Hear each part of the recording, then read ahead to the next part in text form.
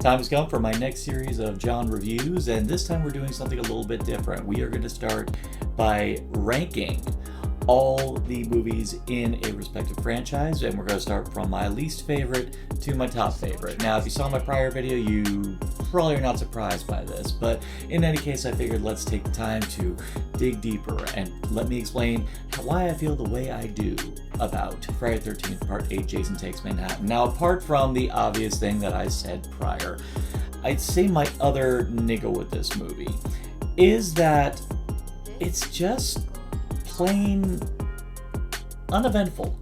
I mean, yeah, it's a slasher, and yeah, there's a bunch of, kills and the like, and yeah, we do have the, one where Jason knocks a guy's block off, literally, but not much else really happens in this film, which is, for a movie that is trying to build up to something momentous. I mean, yeah, the idea of Jason in a completely different setting is actually a really cool idea, and I can see why people would be totally on board with this idea. And I'm pretty sure the thing that probably killed the box office on this, because I do know that this was the thing that prompted Paramount to sell the franchise.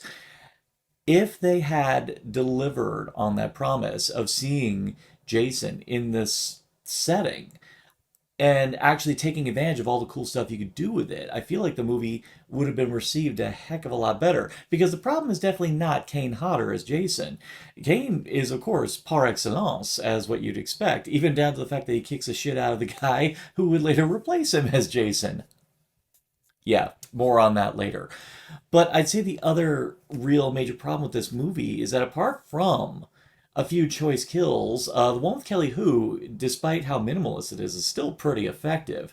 A lot of the other kills just aren't as interesting, and it also doesn't help that a lot of the characters are also equally so not very interesting. Some of them are characters you've definitely seen before in prior Friday the 13th films, and some of them are just so annoying or forgettable that you just really you don't even have anything that resembles a desire to really want to revisit this film unless you have a TikTok and you're reviewing the movie like I am.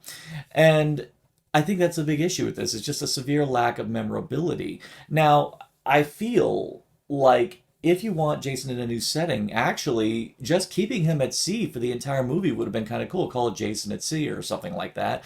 And then, as the tail end of the movie, Jason crawls to shore, and all of a sudden, camera pans, and there's a Statue of Liberty. Sequel bait Manhattan. That would have killed. But here we go. So stay tuned. We're going to keep going